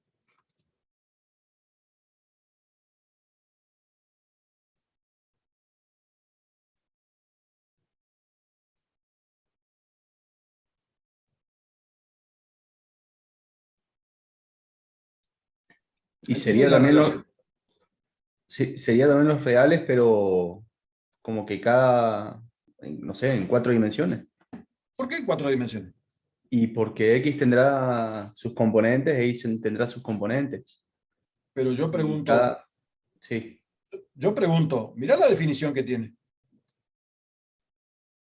Mirá la definición que tiene el ejemplo que te di. Míralo. sí, sería todo un escalar si tengo que sumar. ¿Cómo un escalar? Ah, no, no, no, no. Claro, dos Eh, componentes serían R2. Exacto. O sea, ¿se ajusta estrictamente a lo que te dije acá en un principio o no? Va de R a la 2, de R a la 2 en R a la 2. ¿Sí? Más claro, échele agua. claro, estaba complicando. Parece, me hace dar miedo usted, profe. Por eso. La complicada cuesta. El secreto es confundir al enemigo. Pero bueno, a ver, en definitiva, si yo pretendo representar gráficamente el dominio, fíjate vos, si pretendo representar gráficamente el dominio, voy a decir el dominio lo voy a representar en el plano XY. ¿Sí? ¿Y dónde está? En cualquier lugar del plano XY. ¿Se entiende o no? Por ejemplo, para el par ordenado 1, 2.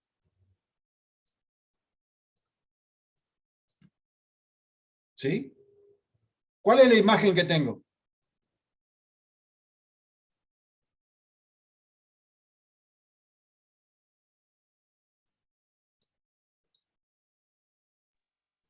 I más 2J. Para el par ordenado 1, 2, ¿cuál es la imagen? I 1, más 2J. claro, exactamente. O sea, es 1, 2 de nuevo, ¿no es cierto? Sí, sí. Bueno, presten atención ustedes de que en el dominio yo he considerado al vector 1, 2. Y en la imagen, que la puedo marcar superpuesta, obviamente me voy a encontrar con el vector 1, 2. ¿O no?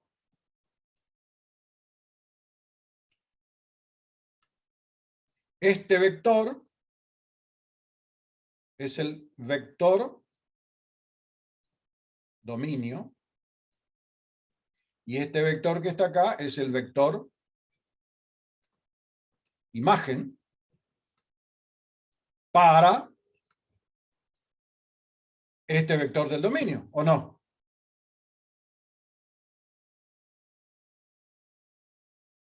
¿Se entiende o no se entiende? Y en un mismo gráfico dibujé dominio de imagen.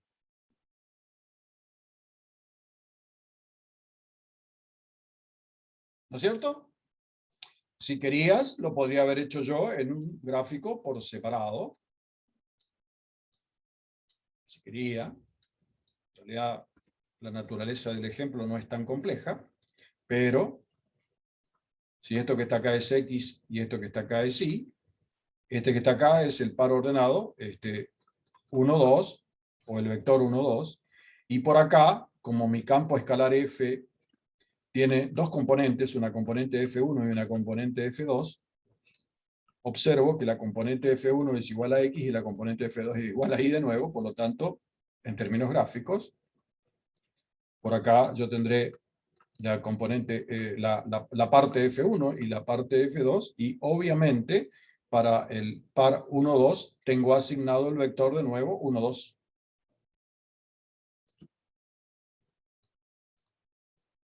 O sea que lo que hice fue una especie de espejo, que si lo miro todo en un solo gráfico, es como que a cada vector del dominio le asigno un vector. ¿Se entiende o no se entiende eso? Mientras que antes, mi campo escalar, por ejemplo, 2 por X por Y, a cada vector XY le asigno un número. Entonces, para el par ordenado 1, 2, dado por esta entidad vectorial que está acá, le asigno ¿qué valor? El valor 2 por 1 por 2, o sea, 4.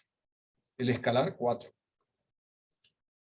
Noten ustedes que antes los campos escalares le asignaban al vector xy el número correspondiente a f de xy, y por eso es que yo decía que f era una aplicación que iba de R a la 2 en R. ¿Estamos de acuerdo o no? Mientras que ahora yo tengo una aplicación que dice que va de R a la 2 en R a la 2. A un vector le asigno otro vector, que obviamente tomé un ejemplo extremadamente simple. Yo ahora voy a plantear el siguiente ejemplo.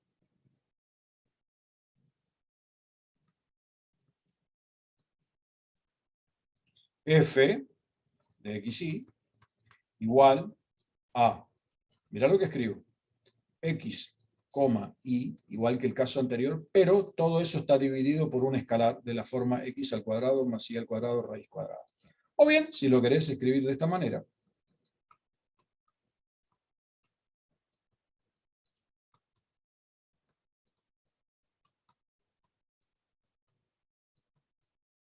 si te gusta de esta manera. Entonces, como todos ustedes tienen papel y lápiz allí, yo quiero que me indiquen el dominio de este campo escalar, de este campo vectorial, perdón, cuál es, y que hagan un intento de representación gráfica. Les dejo 3 minutos para que piensen.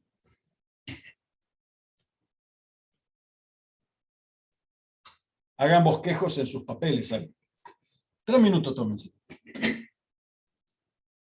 A ver qué dice.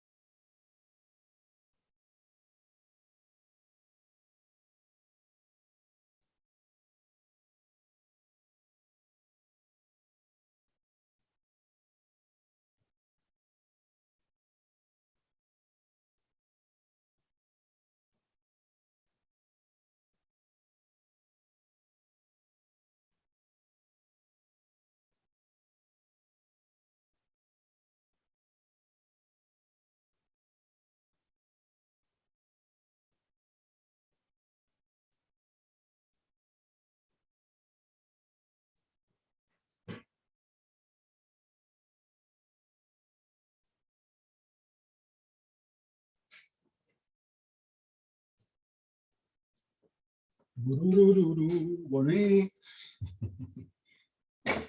No escucho ningún griterío.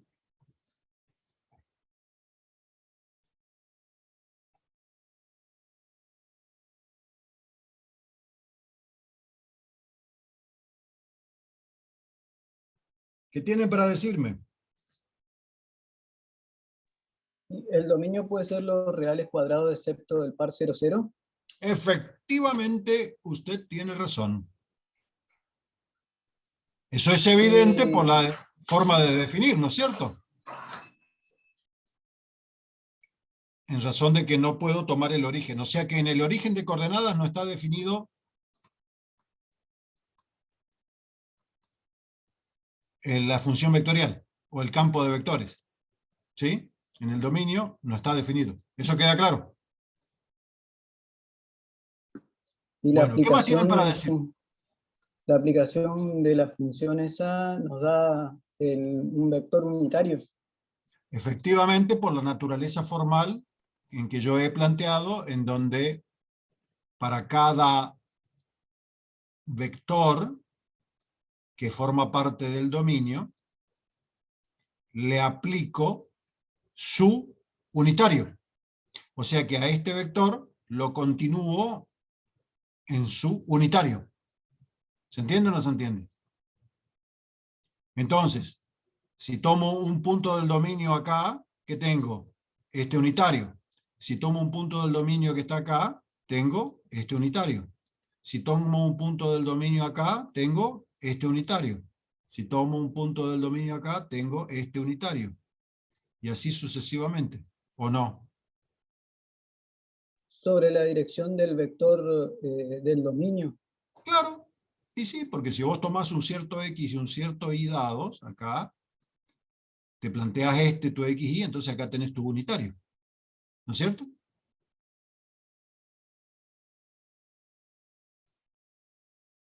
¿Queda claro o no queda claro? Entonces, este campo de vectores, ¿qué aspecto tiene?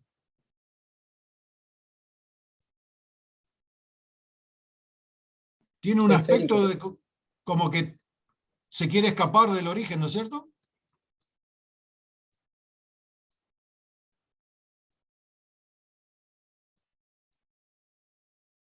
Me puedo pasar toda la vida dibujando y nunca voy a cambiar la forma del dibujo, ¿no?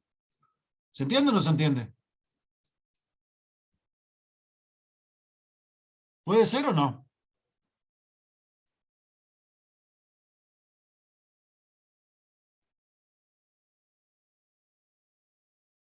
En el origen no está definido.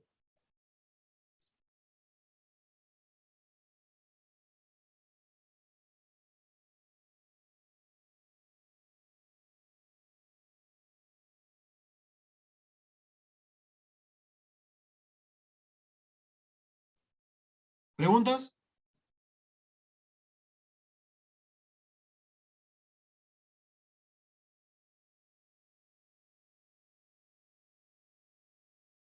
¿Alguna duda?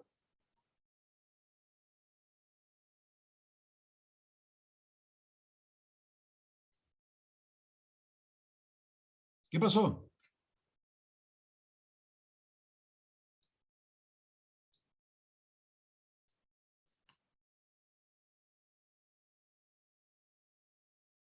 ¿Alguien quedó descolocado con esto?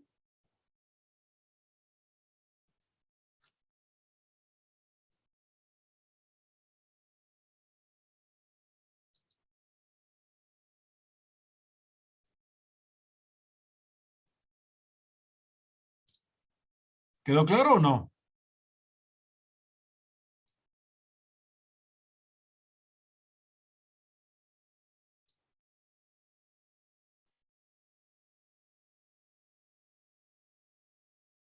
Si yo ahora cambio de ejemplo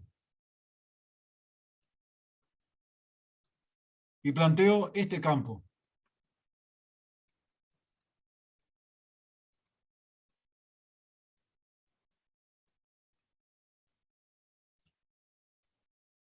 o si lo quieren escribir así,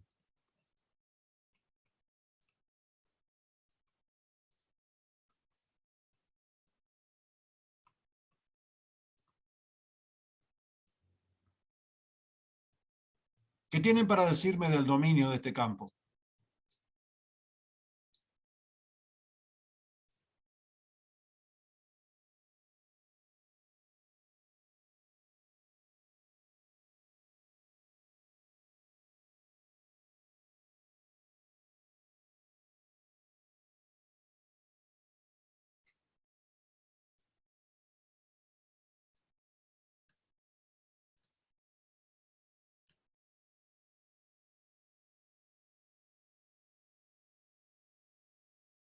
¿Qué pasó? Y tiene la misma restricción que el ejemplo anterior. ¿Por qué tiene más restricciones? Explícame por qué. ¿Por qué? No, la misma, dije. Ah, la misma. Claro, el dominio concretamente es exactamente lo mismo que la situación anterior. Estamos hablando de que el dominio serán todos los R cuadrados menos obviamente el origen de coordenadas. Ahora, ¿qué tienen para decirme de la imagen? En términos gráficos.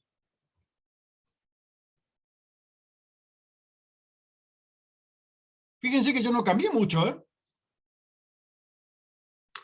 A lo sumo introduje un signo negativo y cambié de lugar la posición de la letra X y la letra Y.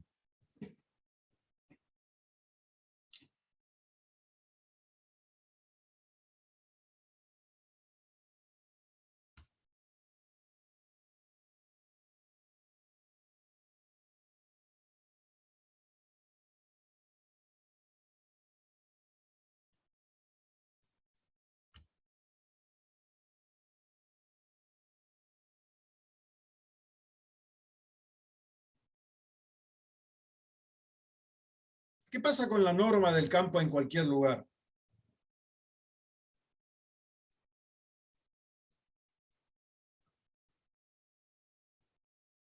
Un vector unitario, pero ahora cambió la dirección. Sí, bueno, pero sigue siendo un vector unitario, ¿no es cierto? ¿Sí? Sí, sí, sí. ¿Qué va a hacer? Va a ser esto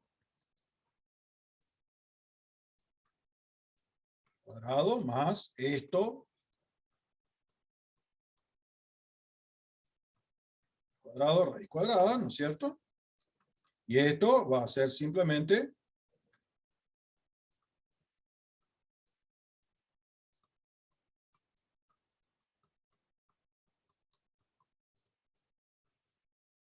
y esto simplemente es igual a 1, ¿no es cierto? Para que todo X y. ¿O no?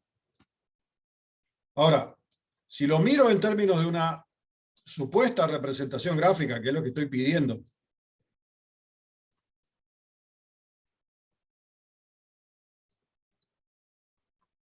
y estoy ubicado en un punto que está por acá,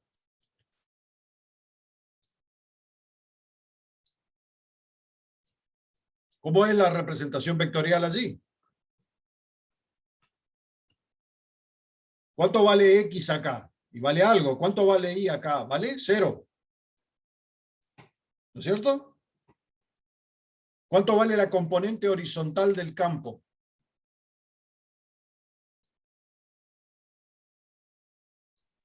0. Claro. ¿Y cuánto vale la componente vertical? Y valdrá lo que tenga que valer, pero va a ser 1. ¿O no? Si estoy en un lugar por acá, toma un cierto valor X y un cierto valor Y. Pero fíjate que la componente horizontal y la componente vertical permutaron la cuestión y me va a quedar una cosa así. Si estoy en un lugar por acá así, ¿cuánto vale acá X? Vale 0.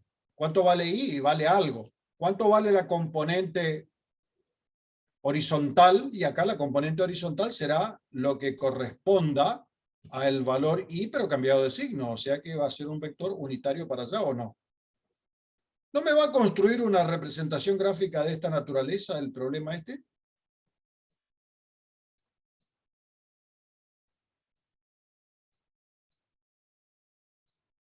Un torbellino. ¡Exacto! Si yo miro esta representación gráfica que estoy planteando y la comparo contra la representación gráfica de la situación anterior, acá es como que trata de dar vuelta, mientras que antes trata de alejarse, ¿o no?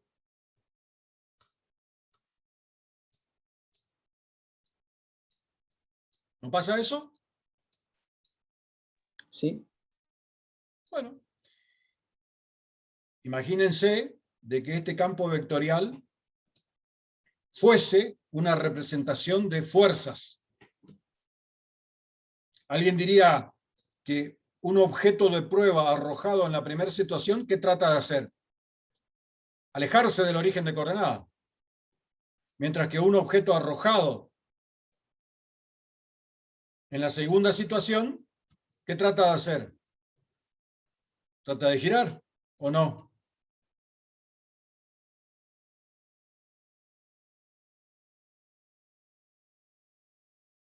¿No suena parecido, no suena sensato pensarlo de esa manera? Sí, profe. Bueno, se están dando cuenta acá qué significación tienen o qué significación le podemos atribuir nosotros a los campos vectoriales. ¿Está bien? Fíjense, en física, ¿qué vieron ustedes? Un ejemplo en física, obviamente un ejemplo netamente teórico, ¿qué? Una carga puntual. ¿Sí? Una carga puntual, positiva. ¿Qué involucraba que esa carga puntual positiva? Que tenía un campo eléctrico de esta naturaleza alrededor de la carga. Pero a medida que me alejaba de la carga, el campo se hacía cada vez más pequeñito en amplitud en términos de su norma, ¿o no? Sí, profe. ¿Sí o no? Y bueno, la pregunta es, ¿no podrá haber un modelo matemático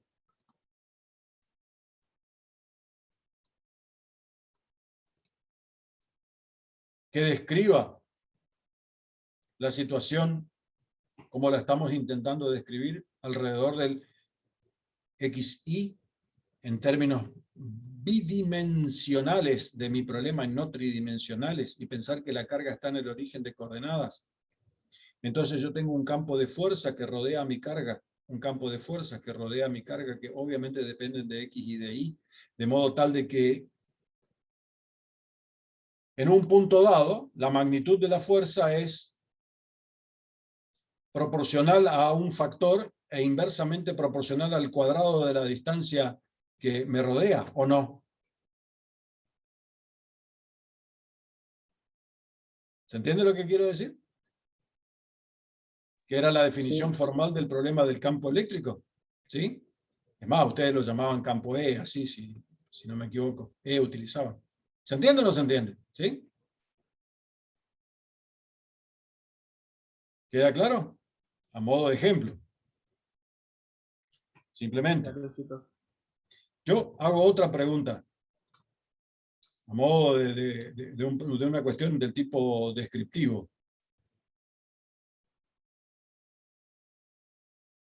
Me imagino que estoy en la orilla del río, que estoy viendo el río acá, así. ¿Sí? Yo estoy acá en la orilla del río.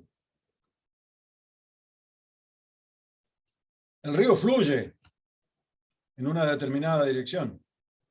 La naturaleza hace que las cosas pasen así. Si yo veo una plantita en el medio del río flotando, esa plantita, de alguna manera, va viajando según una determinada trayectoria que, desde el punto de vista intuitivo, medio como que no se aleja del río, del centro del río, y se va. Pero cuando la plantita está muy cerca de la costa, la habrán visto ustedes, la plantita viaja copiando más o menos la costa, pero por alguna cuestión de cierta irregularidad, la plantita tiende a veces a tener una trayectoria de esta naturaleza, hace una especie de loop ahí y después sigue. ¿Sí o no? En una especie de remanso que hace el río. Lo Sí, habrán profe. visto, me imagino, ¿sí? Alto Sí, pescador parece usted. Alto pescador. Bueno, imagínense que toda la masa de agua del río, toda la masa de agua del río, en su profundidad, se constituye en un campo de vectores donde en cada punto XY yo tengo atribuido un vector velocidad.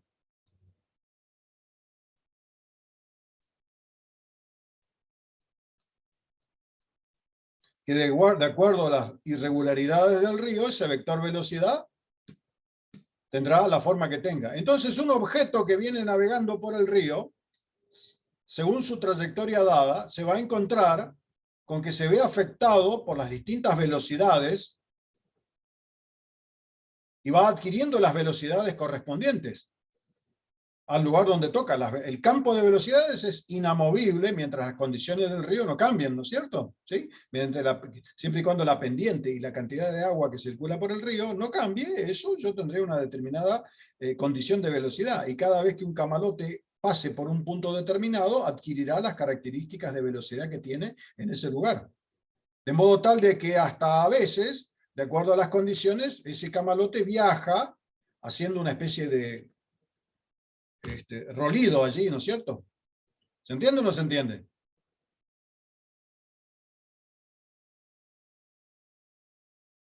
Lo que estoy diciendo. ¿Puede ser o no? Sí, profe. Si nosotros observamos a la Tierra como una esfera perfecta, cualquier objeto que está alrededor de la Tierra se ve atraído, por lo menos hay un modelo que dice de que la fuerza de atracción es proporcional a un factor fijo dividido el cuadrado de la distancia que hay entre el objeto y el centro terrestre.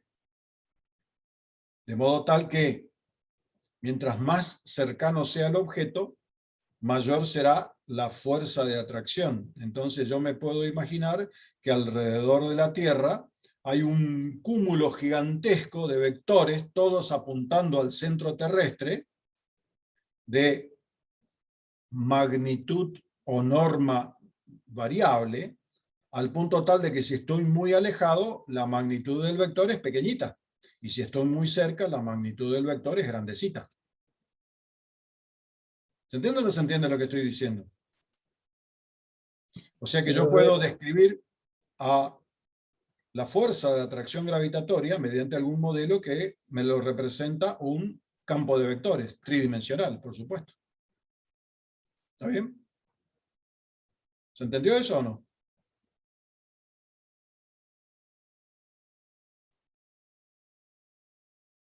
Sí. Bien. Listo. No avanzo más que esto. Simplemente empecé a introducir el concepto de campos vectoriales. Un caso particular de campo vectorial es el que hace referencia a lo que llamamos función vectorial, pero en vez de describir alguna especie de fenomenología, velocidad, fuerza o cosa por el estilo, me sirve para describir una curva por donde se va a mover un objeto. ¿Está bien? Y ese objeto se va a mover inmerso en un campo vectorial. Por lo tanto, voy a tener una función vectorial que me va a describir la curva y voy a estar metido en un campo vectorial. Esa es la idea. Listo, me callo la boca, no digo más nada.